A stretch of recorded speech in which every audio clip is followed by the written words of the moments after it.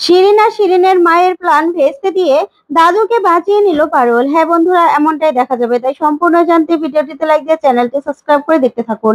গল্পের শুরুতে দেখা যাবে পারুলের পায়ে পড়ে গিয়ে ব্যথা পায়। তখনই রায়ান ছুটে এসে পারুলের পা মালিশ করতে থাকে আর বলে, কিরে, ব্যথাটা একটু কমেছে? সে আগের জায়গায় ব্যথা পেয়েছিস তাই তো? তখন পারুল বলে, হ্যাঁ রে, অনেক ব্যথা করছে। ওদিকে শ্রীতমা বলে, পাটা একদম ভেঙে গেলে ভালো হতো। তখনই এই বলে সবাই হাসাহাসি করতে থাকে। তারপরেই অর্কপলের উপর রেগে যায় রায়ান আর বলে, বরফ নে না, বরফ নিয়ে যা, এভাবে হাসাহাসি করছিস? তারপরে ওরা বরফ এনে দিলেই বরফ দিয়ে পায়ের ব্যথা কমানোর চেষ্টা করতে থাকে রায়ান। তখনই পারুল বলে, ছাড় ছাড় ছাড়, এবার ছাড়, হয়ে গেছে। তখন রায়ান বলে, চুপ কর তো, জন্তু কি সাধে বলি তোকে? তোরা না জঙ্গলে ভালো মানাস। দেখ তোর পায়ের এই অবস্থা, এরকম করে দৌড়াদৌড়ি করার কি দরকার ছিল? এখন তো পাটা ভেঙেও যেতে পারতো, তাই না? তুই তো জানিস তোর এই পায়ে ব্যথা। তখন এই কথাগুলো শুনে পারুল চমকে যায়। তারপর পারুল তাকিয়ে থাকে আর মনে মনে বলে, রায়ান, তুই আমার জন্য এত ভাবিস, এত করিস, তারপরেও কেন বলিস যে তুই আমাকে ভালোবাসিস না, আমার সঙ্গে থাকতে পারিস না? কেন বলিস? তুই বুঝিস না তোর এইসব কথায় আমার কতটা কষ্ট হয়? অথচ দেখ, তুই আমার বিপদে সব সময় এভাবে এগিয়ে আসিস। আমি তো সেটাই বুঝতে পারি না, কেন তুই আমাকে এত কষ্ট দিস? এই বলেই পারুল অবাক হয়ে রায়নের দিকে তাকিয়ে থাকে। তারপরে দেখা যাবে শ্রীতমারা বলে, শোন রায়ন, তোর না ওর পা ম্যাসেজ করা হয়ে গেলে তারপর চলে আসিস, আমরা ক্লাস করতে চলে যাই। তখনই পারুল বলে, হ্যাঁ হ্যাঁ রায়ন, ছাড়, আমাকেও ক্লাস করতে যেতে হবে, ক্লাস করতে যাই, চল চল। তারপরে এই বলেই পারুলকে রায়ান বলে, উঠতে পারবি তো? তখন পারুল বলে, হ্যাঁ উঠতে পারবো। তারপরে ওঠার চেষ্টা করতে গেলে আবারও পারুল পায়ে ব্যথা পায়। তখনই রায়ান বলে, দেখেছিস তো, বললাম তো যে পায়ে ব্যথা পেয়েছিস। এবার না তোকে আর আজকে ক্লাস করতে হবে না, চল, তোকে আমি বাইকে করে বাড়িতে দিয়ে আসি। তখন পারুল বলে, না না, আমি অটোতে করে চলে যেতে পারবো। তখন রায়ান বলে, তো পায়ের এই অবস্থা, তুই কিনা অটোতে করে যাবি? কোনো দরকার নেই, আজকে আমার বাইকে করেই তোকে যেতে হবে, চল। এই বলে পারুলকে ধরাধরি করে নিয়ে যায় রায়ান। তখন পারুল রায়ানের দিকে তাকিয়ে থাকে। ওইদিকে দেখা যাবে শিরিনের মা ছদ্মবেশে পারুলের মাকে বলে, তুই আমার সঙ্গে মিথ্যে কথা বলছিস? আমি সব কিছু জানি, আর তুই আমাকে দাঁড়িয়ে এভাবে মিথ্যে কথা বলছিস? তখনই পারুলের মা বলে, ভুল হয়ে গেছে মা, আমাকে ক্ষমা করে দাও, ভুল হয়ে গেছে। তখনই শিরিনের মা বলে, আমাকে ঘরে ঢুকতে বলবি না? তখনই পারুলের মা বলে, হ্যাঁ মা, এসো এসো। তারপরে নিয়ে বসালেই তখন শিরিনের মা মনে মনে বলে, এবার সবটা আমাকে জানতে হবে। তখনই পারুলের মাকে বলে, এবার বল, তোর বড় মেয়েকে তুই কোথায় পেয়েছিলি? তখনই পারুলের মা বলে, তোমাকে আর কি বলবো মা, তুমি তো সবটাই জানো। তখনই শিরিনের মা বলে, তারপরেও আমি তোর মুখ থেকে সবটা শুনতে চাই। তখন পারুলের মা বলে, আসলে আমার বিয়ের পরেই আমার স্বামী একটা জায়গায় চাকরি করতো, সেই সাউথ ইন্ডিয়া। সেখানে আমরা গিয়েছিলাম, আমাকে নিয়ে গিয়েছিল। সেখানে একজন ডাক্তার দিদি, সে আমার স্বামীর হাতে তার নিজের মেয়েকে তুলে দেয় আর বলে নিজের মেয়ে হিসেবে যেন মানুষ করে। তারপরে আমার স্বামীর খুব মায়া পড়ে যায়, আর তখনই আমার স্বামী আমার হাতে তুলে দেয় পারুলকে। আর তখন পারুলের প্রতি আমার এত মায়া হয় যে পারুলকে আমি নিজের মেয়ের মতো ভালোবাসি। আর পারুলকে কোনোদিনও কোনোদিন আমি দুই করে দেখিনি। আমার টগর, আমার ছেলে যেমন আমার কাছে প্রিয়, তেমন পারুলও আমার কাছে প্রিয়।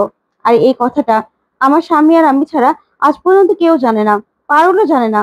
আর এই তুমি বললে মা।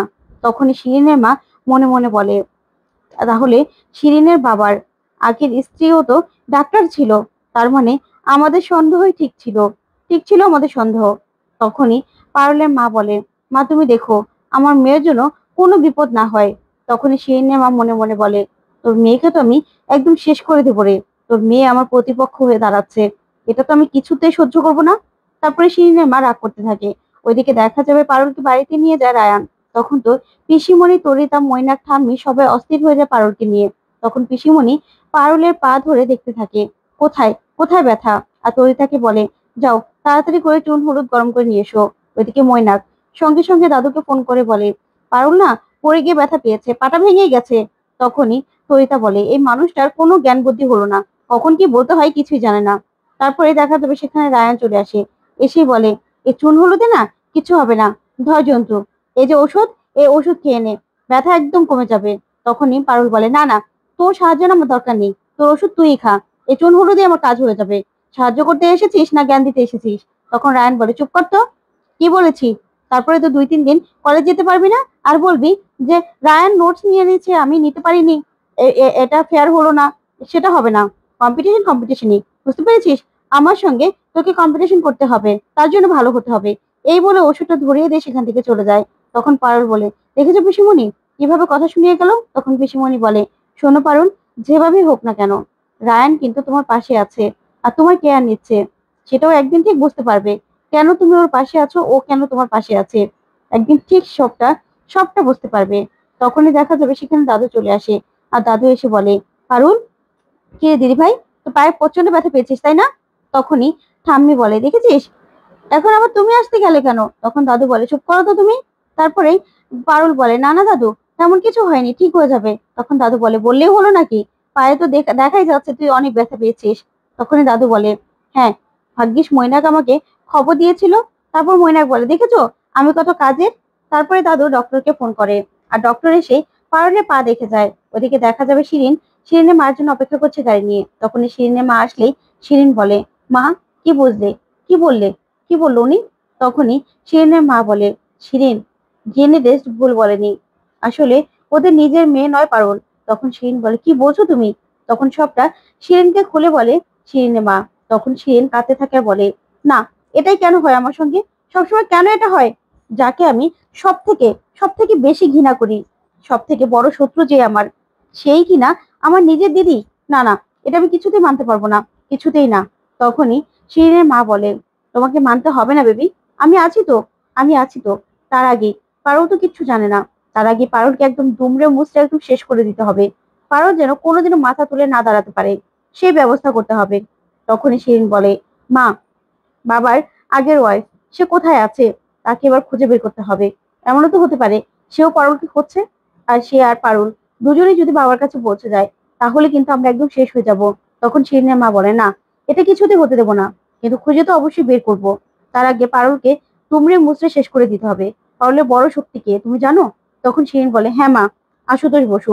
আশুতোষ বসু হলো পারুলের সব থেকে বড় গার্জিয়ান বলো, শক্তি বলো, সবকিছু। তখন শিরিনের মা বলে, যে আশুতোষ বসুকে আমি অনেকবার ছেড়ে দিয়েছি, এবার আর ছাড়বো না। এই বলেই কেউ একজনকে ফোন করে শিরিনের মা। ওইদিকে দেখা যাবে সকাল হয়ে যায়। সকাল হলেই দেখা যাবে পারুল পড়তে বসেছে। তখন দাদু এসে বলে, পারুল দিদি, তুই পড়ছিস? তখন পারুল বলে, হ্যাঁ দাদু, আসলে রুমে ঘুম পাচ্ছিল, তাই এখানে এসে পড়ছি। তখন দাদু বলে, তুই আসার পর থেকে এই দৃশ্য আমি দেখতে পাচ্ছি, আসলে আমার নাতি নাতনিরা কেউ তো আর এরকম নয়। যাক, তোর ভালো হবে দিদি, ভালো হবে। আমি একটু বাইরে যাই, একটু মর্নিং ওয়াক করে আসি, অনেকদিন ধরে বাইরে যাই না। এই বলেই দাদু বাইরে যাবে। তখনই রায়ানকে দেখে দাদু অবাক হয় আর বলে, এ কি, তুমি এত সকালে? তখন রায়ান বলে, হ্যাঁ দাদু, এই যে একটু ঘুরবো ফিরবো, তারপর ঘুমটা কাটিয়ে পড়তে বসবো। তখন দাদু বলে, কি বলছো তুমি? তখন রায়ান বলে, হ্যাঁ, সামনেই তো আমার এক্সাম, তাই আমাকে পড়তে হবে না? আমাকে তো ভালো রেজাল্ট করতে হবে। তখন তো এই কথা শুনে পারুল আর দাদু দুজনেই খুশি হয়ে যায়। তারপরে দাদু বেরিয়ে যায়। তারপরে এদিকে দেখা যাবে পারুল মনে মনে বলে, দাদু তো নিজে মাফলারটা নিল না, বাইরে তো একটু একটু ঠান্ডাও পড়েছে, যাই মাফলারটা দিয়ে আসি। এই বলে পারুল মাফলার আনতে যায়। ওইদিকে দেখা যাবে দাদু রাস্তা দিয়ে হাঁটছে। তখনই গাড়িওয়ালা দাদুকে দেখেই শিরিনের মাকে ফোন করে। আর শিরিনের মাকে খবর দিলে শিরিনের মা বলে, এমন ভাবে অ্যাক্সিডেন্টটা ঘটাতে হবে যাতে মানুষ দেখলে ভাবে যে গাড়িটা ব্রেক ফেল করেছিল, ঠিক আছে, কোনো ঘাবড়াবে না। তখন এই বলে ফোনটা রেখে দেয় শিরিনের মা। ওদিকে দেখা যাবে পারুল মাফলার নিয়ে বেরোচ্ছে। তখনই রায়ানের সঙ্গে ধাক্কা লাগলে রায়ান বলে, কি রে, তো পা ঠিক হয়ে গেছে? তখন পারুল বলে, হ্যাঁ হ্যাঁ, ব্যথা কমেছে। তুই খুশি হয়েছিস? এই বলে পারুল বেরিয়ে যায়। ওদিকে দেখা যাবে তখনই গাড়িটা পিছন থেকে ছুটে আসছে। তখন পারুল দেখে চিৎকার করে ওঠে দাদু বলে। তখন দাদু পিছন দিকে তাকালেই হঠাৎ করে গাড়ি ধাক্কা দিয়ে দাদুকে চলে যায়। তখন তো পারুল দাদু বলে চিৎকার করতে থাকে। আর ওইদিকে দাদু মাটিতে লুটিয়ে পড়ে। তো বন্ধুরা, আজকের আপডেটটি কেমন লাগলো অবশ্যই কমেন্ট করে জানাতে বলবে না। পরবর্তী আপডেট পেতে অবশ্যই চ্যানেলটি সাবস্ক্রাইব করে পাশে থাকা ছোট্ট বেল বাটনটি ক্লিক করে রাখবে। ধন্যবাদ।